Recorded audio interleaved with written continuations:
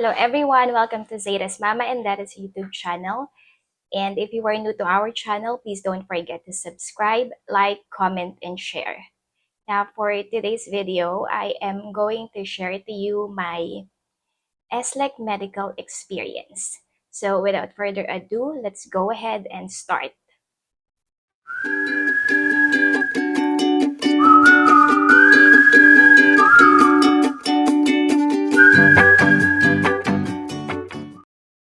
Today is the 11th of October and I just finished my first day of medical exam at St. Luke's Extension Clinic.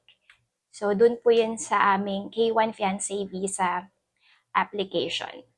Supposedly, yung medical ko dapat is September 27th.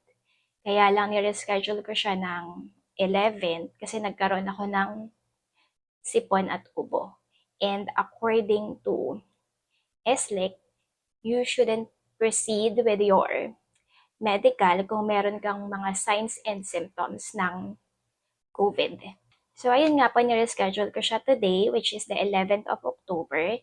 And kung makikita nyo sa background ko, I am in a hotel. It's called City Garden Suites. So, sobrang lapit lang niya sa SLEC. Dun sa mga magme-medical na medyo malayo sa SLEC, you can consider booking your reservation here. So, sobrang convenient siya. Walking distance, 2 to 5 minutes lang. But on my case, nag-taxi ako kasi tamad akong maglakad. So anyway, yung medical appointment ko is 8 in the morning.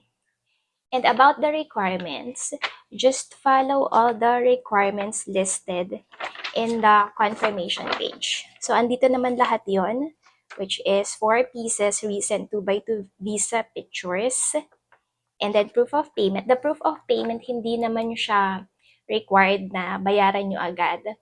Pwede nyo siyang bayaran mismo sa SLEC, which for me is more convenient kasi hindi ka muna kailangan pumunta ng bank. And yung cashier sa SLEC, walang pila. Wala pang 1 minute na tapos ko na yung payment. Then the other requirement is printed copy of this email, which is the booking confirmation that has a barcode. And then it also says here, print a copy of the attached process flow, but hindi siya kailangan talaga. Hindi ko pinrint. And then passport must be valid for at least 6 months. Original and 2 photocopies of the biographic data page. And then yung vax rate, and then vaccination card, and then 2 photocopies of each. And then yung inyong DS-160 confirmation page. This is for K1 visa applications. And then yung K1 FTP, which is the NVC letter, and your appointment for interview. Pero kung wala pa naman kayong appointment for interview, okay lang din yun. Magsasign lang kayo ng waiver. So, dumating ako dun sa SLEC ng 7:30. So, that's 30 minutes early from my appointment time. Sabi nila 30 minutes before your appointment time, papapasukan ka na ng guard. Pero kanina, hindi pa kami pinapasok. So, meron dong mga nagpaparent ng upuan. Pwede kayong mag-rent instead para hindi kayo tumayo habang naghihintay, 20 pesos. So, depende naman sa inyo kung gusto nyo mag-rent or hindi. And then, siguro mga 15 minutes before 8, dun kami pinapasok ng guard. So, first is, ang gagawin ng guard is, i-check niya yung documents mo. Hindi niya chinek lahat ng documents. Siningin niya lang yung, this one, yung confirmation page nung appointment mo. And then, lalagyan ka niya ng parang stamp dito, color blue, and number. So, color pink yon. Pagka K1 visa applicants kayo, color pink yung ilalagay niyang number. And then, i-instruct ka niya na pumunta dun sa photo room. Meron naman siyang mga araw na pwede niyong sundan. And then, pag nandun ka na sa, nasa first floor yun. So, sa photo room, yan, pipicturean lang kayo doon, tatanungin kayo ng complete name, and then your birthday. Tapos kailangan wala kayong earrings, litaw yung tenga, hindi nakasmile, hindi rin litaw yung ngipin sa picture. Tapos pagkatapos doon, i-instruct kayo na ibigay yung paper or document doon sa isang girl doon. So yung girl na yon, hindi ko sure kung laging girl yung mag-assist doon. Basta meron dong isang SLEC representative na mag-check ng documents. So, ayusin niya yun. And then, dapat laging dala-dala yung passport nyo. Kasi sa bawat process, ipapakita niyo yung passport. So, ayusin niya yun. And then, after that, i-instruct niya kayo na pumunta sa same floor doon sa verification area or pre-screening area. So, hintayin nyo lang na matawag yung name nyo, yung number, yung color nung inyong number, and the name. So, dapat attentive listener kayo kasi medyo malabo yung pagtawag nila ng name. On my case, hindi naman ako ganun katagal naghintay. Siguro mga 15 to 20 minutes. So, pag natawag na kayo, punta kayo dun sa window. And then, bigay nyo yung documents nyo and yung passport. So, yun, i-check lang nila yung information. Magtatanong sila about sa'yo and about sa petitioner mo. Yung mga tinanong sa akin, name ko, age, address here, phone number. Tapos kung may additional phone number. And then name ng petitioner, address ng petitioner, phone number ng petitioner. Pwede mo naman siyang i-check sa phone mo. Hindi naman sila masyadong mahigpit kung hindi mo memorize. And then, after nun, bibigyan ka niya ng paper, tapos ipapacheck niya sa'yo kung lahat ng information doon is correct. So, kung correct lahat, mag-sign ka. You're going to put your signature on that paper, one in front and one at the back. So, after nun, kung hindi ka pa paid, i-instruct ka na pumunta sa 5th floor to make a payment. So, yun nga, katulad ng sabi ko kanina, sobrang bilis lang kasi walang pila doon sa cashier. So, after you make a payment, i-instruct ka naman ulit na bumaba, if I'm not mistaken, 4th floor para sa laboratory. That's blood extraction. And then after blood extraction, merong mga iba na nire-require mag-provide ng urine sample. Dun yun sa mga applicants who are 24 years old and below. So since I'm 37, hindi ako ni-require na mag-provide ng urine sample. So diretso na ako sa blood extraction. And then, before pala yun, tatawagin ka sa parang counter nila, ask ka for ang tawag doon, print, mag-thumb mark kang ganyan. Anyway, alam niyo na yun. Hindi ko nakalimutan ko yung tawag. Pero ito siya. Yung iyong index finger. Tapos yun, pupunta ka na nga doon for blood extraction. Hindi naman ganun kadami yung kinuha nilang dugo, so hindi naman siya nakakatakot. So yun, after nun, i-instruct ka naman pumunta sa 3rd floor para sa x-ray. So yun yung nakakatakot na part. Kasi nga, sa x-ray, doon marami daw na sputum, under sputum. So anyway, yan, napunta ka ng 3rd floor. Dun sa 3rd floor, yun, ibibigay mo ulit yung paper mo dun sa parang counter doon. Tapos, hintayin mong tawagin ka. and then instruct ka nila na pumunta ka na dun sa room kung saan mag-x-ray. Medyo marami kami dun sa parang isang cubicle dun. And then meron ding area kung saan pwede matanggalin yung damit mo, yung top, and then your bra. So magsusuot ka lang ng lab gown. So it's better na pagka magpapamedical kayo, yung something loose and madaling hubarin. Kasi 2 beses kayo maghuhubad doon. First is yung sa x-ray, second is yung sa physical exam. Ayan. After mong magpalit ng lab gown, hintayin mo lang na tawagin ka nung radiologist. So, yun. Medyo matagal din ako naghintay doon. Siguro mga 15 to 20 minutes. Kasi nga ang dami namin sa isang room. Tapos, nung tinawag na ako, before pala ako tawagin, yung iba doon, sinasabi nila, pinapaulit sila ng x-ray. Kasi daw, hindi ko alam kung bakit, basta pinaulit sila ng x-ray.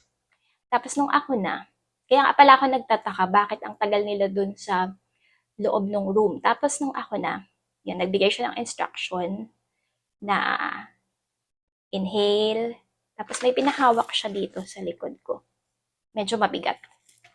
Tapos yun, hold lang. Tapos yung pag-inhale ko, sobrang inhale. Yung iba sabi nila dapat daw dito sa mag-inhale ka sa ilong. Pero ako ang ginawa ko dito sa bibig. Tapos yun, hinold ko lang. Kahit sinabi niyang release, hindi ko pa rin siya nire-release. Tapos nung nakita ko nang lumabas na siya, doon ko nire-release. And then, tapos nun, hindi niya ako pinaulit. Sabi niya, okay naman. So yan, lumabas na ako. And then, nag-change na. So after nun, 5th floor, doon na sa 5th floor, para sa vital signs. So, bibigay mo dun sa guard yung paper mo. Again, kailangan lagi mong dala-dala yung passport mo. Make sure na binigay sa'yo yung passport mo. Kasi hindi sila yung mananagot pag nawala yung passport mo. So, dapat after each process, make sure na nasa iyo yung passport. So, yan. So, pumunta na ako ng 5th floor para naman sa vital signs. So, ibibigay mo yung paper mo dun sa guard, hintayin mong matawag ka. So, pag natawag ka na, upo ka dun sa chair dito, sa may side na yun. Tapos, pag tinawag ka ulit, kukunin naman yung height and weight mo. Doon mabilis lang. Then, after that, yung blood pressure mo. Nagtaka ako kasi sobrang taas ng BP ko doon. Yung normal kong BP is 90/60. Pero, nung binipi ako doon, 140/80. Tapos lahat kami nagtataka. Kasi yung mga kasabayan ko, ang tataas din ng BP. Hindi siguro dahil sa kinakabahan. Pero, di ko alam. Kasi parang never pa ako nagkaroon ng ganung BP. So anyway, after nun, after i-check nung BP mo, meron pang isang process doon. Nakalimutan ko yung isang process. Anyway, 3 yun.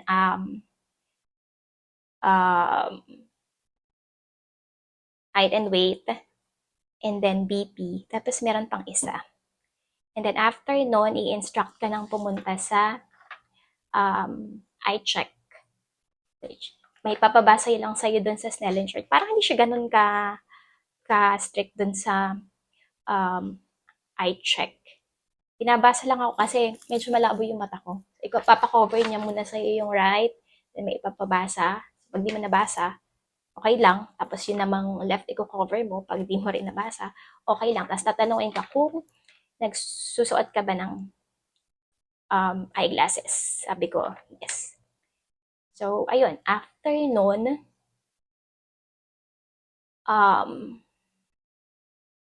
so sabi niya, ibigay ko yung paper doon sa triage counter. So, binigay ko yung paper ko doon. Tapos, sabi sa akin, maghintay lang daw ako. So, yan, naghintay ako. Siguro mga ganun din, 15 to 20 minutes. So, tinawag ako, and then pinapunta na ako doon sa waiting area para sa physical exam. And then dun sa physical exam, sobrang lamig dun. So it's better na magdala kayo ng jacket kasi baka ubu-ubuhin kayo doon. At pag narinig nila na inuubo kayo or nakakita sila na meron kayong COVID symptom, hindi kayo pagpuproceed doon sa um, medical. Hindi ipapatuloy. Kasi meron akong napanood din sa YouTube na meron parang bata siya. And then napansin ng doktor na malat daw yung bata.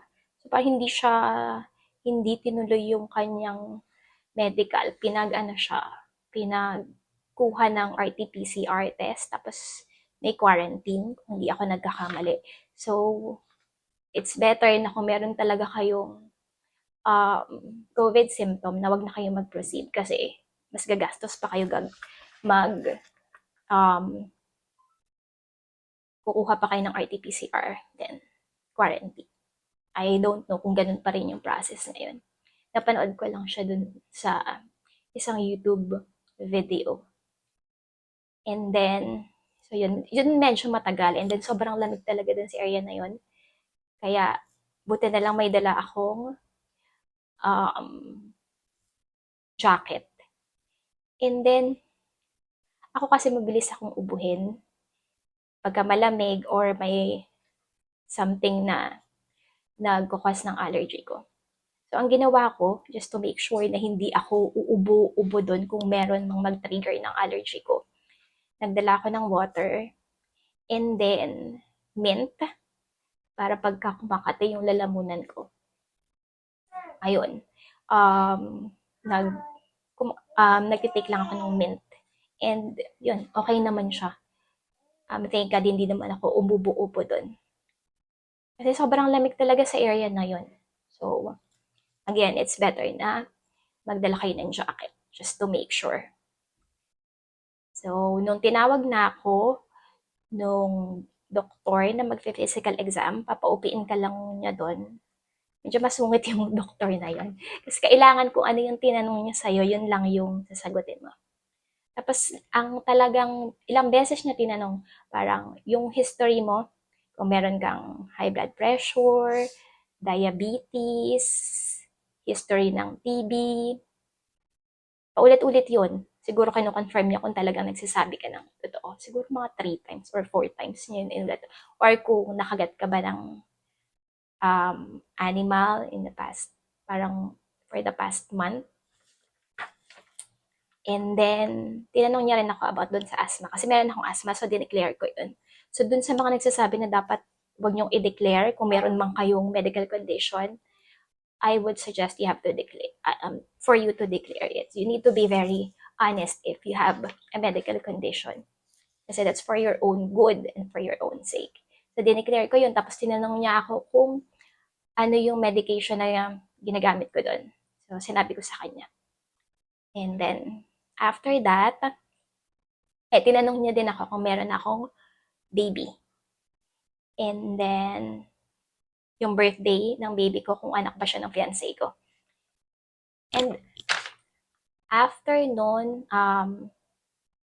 merong parang chart doon or picture, sasabihin niya sa'yo na kung ano yung nandun sa picture na yun, dapat ganun ka din. So, naka-undis ka lang. And then, you have to wear the lab gown again. And before pala, tinanong din niya kung anong course mo, birthday, yung mga ganyan. Complete name. So, yan. So, after mo tanggalin na yung damit mo, pati shoes, tatanggalin. So, it's better kung huwag na kayong mag-shoes, ano na lang kayo, sandals, yung something na mabilis matanggal. After nun, pinahiga ako. So, i-check niya yung, tatanungin ka rin niya pala kung meron kang, kung nagka-chickenpox ka na, mga ganyan. Kung may scar, okay lang din naman. Kung wala kang scar, okay lang din. Basta you just have to be very honest. Kung hindi nyo na maalala, okay lang din. Basta sabihin nyo. Tapos, tinanong niya rin ako about dun sa panganganak ko kung normal ba or cesarean. And then sabi ko cesarean, tapos paano daw yung cut, kung bikini cut or yung conventional cut. So, ayun. Tapos, chinek niya. Nakapatong lang naman dito yung lab gown, so hindi ka ganun ka-expose. So, ang tawag dito, up niya yung or UP niya yung no, anong tawag dyan? Yung tuhod, pinataas niyang ganyan. Hindi ko ma-explain. Basta, yun. And then, pina-check niya, pinatagilid. Tapos, balik ulit. Ang bilis lang. Tapos, kinapa niya yung dito sa chan. Dito, kinapa din. Tapos yun, okay na. Pinagbihis na. Tapos, labas na.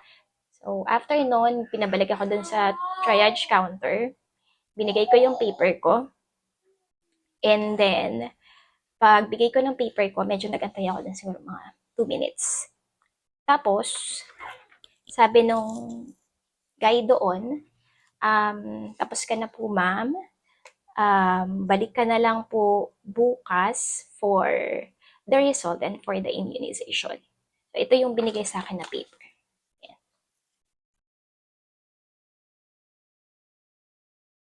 So, sa mga naririnig ko, sabi nila, pagka the white paper, that means pasado ka. Kasi, yun daw mga for sputum, yellow paper. Tapos, hindi ka kagad papauwiin. Parang papapuntahin ka pa sa 4th floor for additional instructions or for further instructions. So, hindi ko pa rin sure. So, medyo kinakabahan pa rin ako. So, bukas malalaman natin kung talagang pumasa ako sa medical and for immunization ako. Although, sinabi naman nung guy doon sa counter na balik bukas for the result and for immunization. Tapos, tinanong ko rin kasi yung guard, paglabas ko, sabi ko, for immunization na po ba to? Tapos sabi nung guard, bukas pa natin malalaman ma'am, i-check pa namin yan sa computer. So yun, medyo ano pa din, parang hindi pa rin sure. Although sa mga napapanood ko is sinasabi nga nila pag white paper and pinabalik ka, kinabukasan is okay na yun. So I'm really hoping na okay na nga talaga siya. Para wag lang magkaroon ng delay. Kasi we've been waiting for this for a long time. And I know that my fiancé misses us and miss our daughter so much. So we really wanted to be in the United States to be with him within this year or before the end of this year. So we are keeping our fingers crossed. So, hello everyone. Today is the 12th of October and kakauwi ko lang. And yes, yun, vaccinated na ako. Actually, 3 bakuna yan. 2 dito, 1 dito. Natanggal ko na yung tape at bulak nung dito sa kaliwa. So, I am glad that I passed the medical exam at SLEC. So, ito na yung documents na binigay nila. Ito yung CD and then the brown envelope na bawal i-open and then the immunization records. So according to them, dapat hindi natin to iwala. Yung immunization records kasi kailangan to sa adjustment of status and pag mag-work ka sa United States. And then this one, ito yung dadalhin sa interview. So yung gagawin doon pagdating mo, kahit meron kang scheduled time to go back, pwede ka naman pumunta ng mas maaga. So in my case, 8 a.m. today, pero nandun ako ng 7:30 in the morning. So papapasukan ka na ng guard and then tatatakan niya yung white paper na binigay sa'yo nung first day nung medical mo for immunization. And then, i-instruct ka na pumunta sa 2nd floor. Tapos, meron din guard dun sa 2nd floor. Ibibigay mo yung papers mo. And then, ibibigay niya dun sa reception. So, maghihintay ka lang. Hindi siya first come, first serve basis. Hindi ko alam kung ano yung basis nila. So, maghihintay ka lang na matawag. Medyo matagal ako nag-antay doon. Siguro mga 30 to 45 minutes bago ako natawag. And then, once tawagin ka, na ipapabasa sa yung something about immunization. And then after that, tatawagin ka na ng nurse para pumasok dun sa immunization room. So, hindi ko alam kung lahat is 3 vaccines. Depende siguro. So, in my case, 3 vaccines yung in-inject sa akin. Then after that, i-instruct ka nila na pumunta dun sa first floor sa releasing area. So sa releasing area, maghihintay ka lang na matawag ka.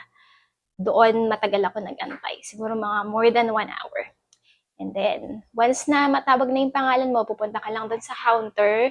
And then, ipapacheck nila yung details mo and information kung correct.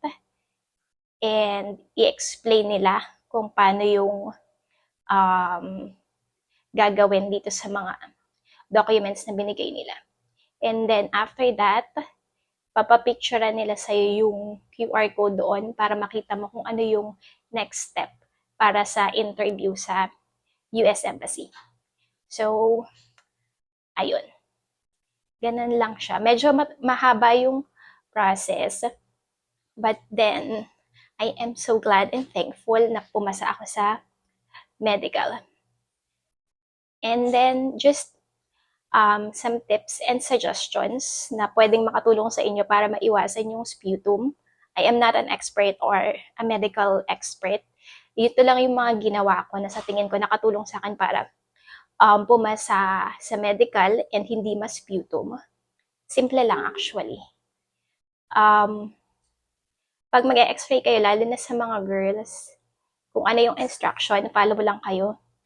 And then, yung hair, kailangan talaga nakatali siya and walang babagsak na kahit konting hair dito. So, kung meron kayong clamp, mas maganda para naka-up siyang ganyan. And then, I was informed by my friend. Di ko alam kung ano, effective ba talaga. Pero ganun yung ginawa ko. Yung iba kasi ang ginagawa is ginger and then lemon. Hindi kaya ng tiyan ko yung ginger. Masyado siyang maanghang. So, ang ginawa ko is buko juice. And, ayun. So, again, super thankful na pumasa sa medical. And, ayun. And prayers lang din talaga. So, dun sa mga magme-medical, just do what you can.